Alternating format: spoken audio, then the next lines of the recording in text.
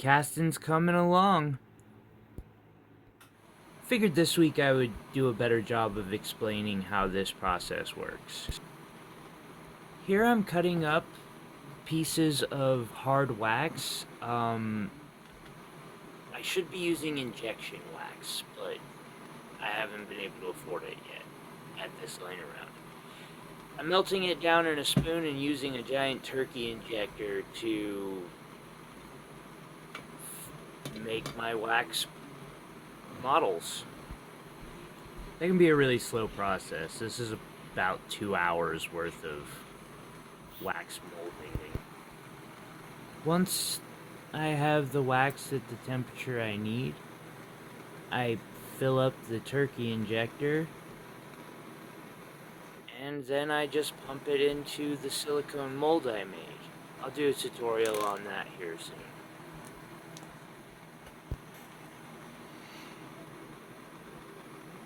And we have a wax ring. As soon as I can get it out of there. Now these do need a lot of cleanup. This isn't perfect, but it is saving time. I'm sure the process will get cleaner and more efficient as I learn more. There's one of the ring models.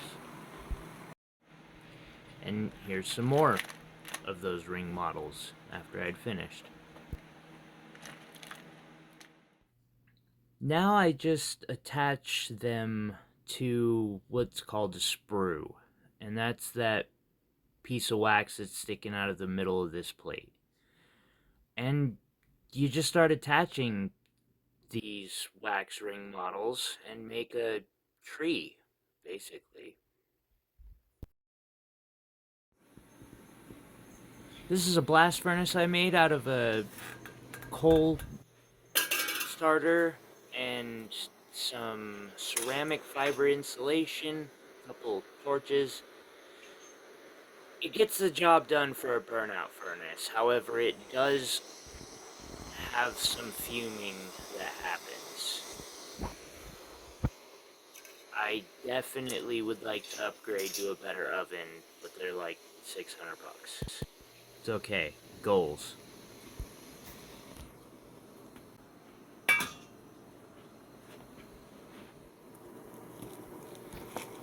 And here I've measured out some silver.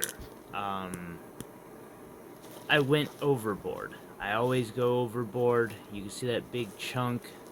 That's from a previous casting. And I put all that silver into my melting furnace. It can melt a ton. So it doesn't hurt to go a little overboard just to make sure that you don't get a partial cast.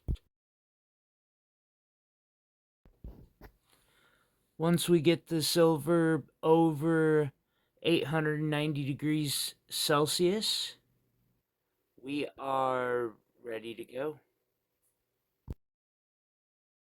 This is a great time to go get the casting flask out of the blast furnace, set it into the vacuum caster. I use a torch to keep it hot. I don't know that that's actually still necessary for my process, but I've been doing it anyway. Turn the machine on, and pour in your metal, be it silver, copper, gold, bronze, so many options.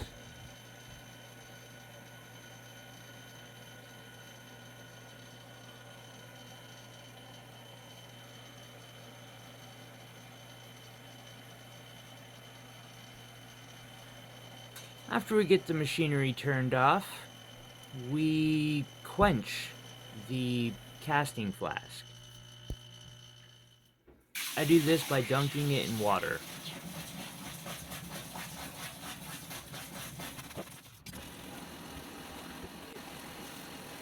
Without your rings.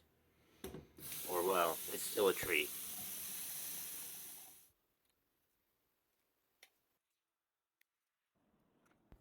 Here I use a pair of tin snips.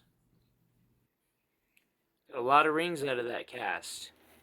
finally getting to the point where it's worth the time it takes to make up a flask. Now I just throw them in a rock tumbler with some steel shot.